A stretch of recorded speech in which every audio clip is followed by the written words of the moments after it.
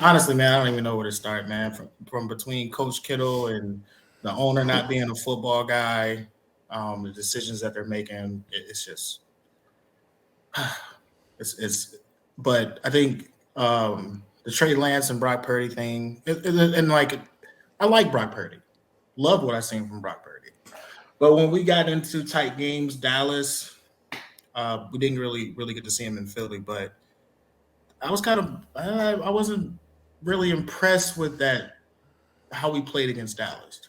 Hmm. Um, those weaker defenses that we played that 5 game win streak was against a bunch of trash. Yeah. I mean, let's just be honest, that's what it was. But going forward, that listening to Lynch and we got to see how we get Trey an opportunity. What are you doing? Yeah. You know what I Yeah. mean? This fake Super Bowl window is really messing you guys up. Yeah. You're making poor decisions. Right. It's like do we secure our future, find our franchise quarterback, and see what we have in the guy that we invested in? Because you look at how Brock had got hurt. Trey steps up in that pocket Yeah. and makes that throw. Hmm. So the short they have differences. Brock's accurate, gets the ball out quick. Trey's gonna get the ball downfield. Everyone believes that Kyle's got a West Coast offense. He doesn't. Mm-mm. It's not a West Coast offense. It's heavy run, and it's very conservative. Yeah. And the thing about downfield throws is they're actually low risk, high reward if you have a quarterback that's accurate downfield. Yes. He would much rather beat you downfield to make you get out the box. That's what he did in Atlanta. Yeah. He wants to beat you downfield to make you get out the box so he can run the ball. Right. Trey, look at how they were gashing the Seahawks when they had Trey at quarterback. Yeah. They were gashing them left and right. I honestly believe that Kyle's not all off Trey, but everyone else Look at is. how he blew away the Texans in the second half going down the field. Yeah, and and my thing with the team, Kyle Juszczyk, Kittle, Coach Kittle, and the way they talk about Trey, like you guys talk about this Super Bowl window, you do realize you're a non-playoff team without Trey. Right. You probably Yep. don't win the Texans game with Jimmy because Jimmy was playing terrible that year. Yes. Team goes started out 3-5. I'm watching the fans and they're keep Jimmy in, and I'm like, for what? Like, how do you not pull off Jimmy when he's 3-5 and he's not winning? Yeah. Yeah. You know what I mean? So it's just like it's different for certain players. It's not the same. You win that game against the Texans and you get into the playoffs. Why don't you start Trey? There's no book Right. on him. Nobody's got any. They don't have any tape on them. And they're like, what the? Well, every DC is going to be like, well, what the fuck is Well, Kyle? Coach Kittle didn't think that was the right move. That's what I'm saying. So let me get Jimmy out here, who was playing poorly when he was healthy, but let me get him out here with a bad thumb. There's no Right. way I play him. No No. way. And then No. when you look at, yeah, of course hindsight is 2020, but when you look at what they did, Jimmy didn't do anything. No. Your playoff success was not based off Jimmy's greatness.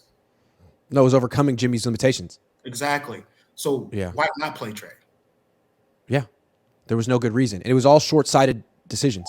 And Yeah. now they're in this position where John Lynch is saying, "Boy, hopefully we can find a way to get him some playing time." Find hope. What do you mean? It's under your control.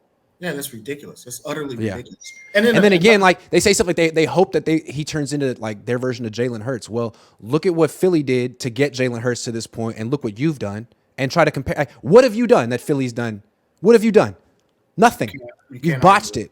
You can't Yeah. argue that. But at the same time, I do understand Kyle. I understand why we start off slow.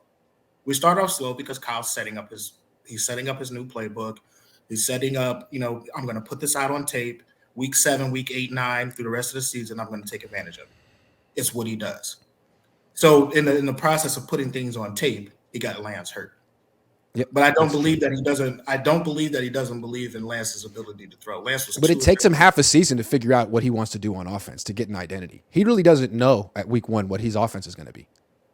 I really think that he just keeps it vanilla because he trusts his defense. I really think that he just. What a I conservative think mindset. Yeah, he's extremely because that What guy. an conservative mindset. Yeah. He will take himself in a halftime and beat himself in the head with a locker if you got 2 turnovers. He Yeah. hates turnovers. It's He true. his biggest problem is his ego. He's just like his father. Yeah, it's just like his father. And what did his Absolutely. dad? And what did it take for his dad to win? It wasn't because he went and got the Hall of Fame quarterback. His Terrell his Davis. running back happened to Terrell catch Davis. lightning in a bottle, and they Yes. rolled Terrell Davis into their Super Bowls. Also, they ran him into the ground immediately. Oh yeah, they did. And He could have had a long career, what do but you he have, had a the shake 4-year hands. career? That was Four? it. Yeah. That And was it. crazy, a Hall of Fame career in 4 years. Mm-hmm. But yeah, he ran But then you look at it. Look at Kyle's never had a running back on the Niners lead the team in rushing more than once. So Christian McCaffrey, good luck. I'm not Yeah. wishing anything bad on you, but man, whew, this is what the Shanahans do to running backs and The quarterbacks. craziest part about Christian McCaffrey and Debo, the whole like you could have traded Debo and got McCaffrey and got picked back in return.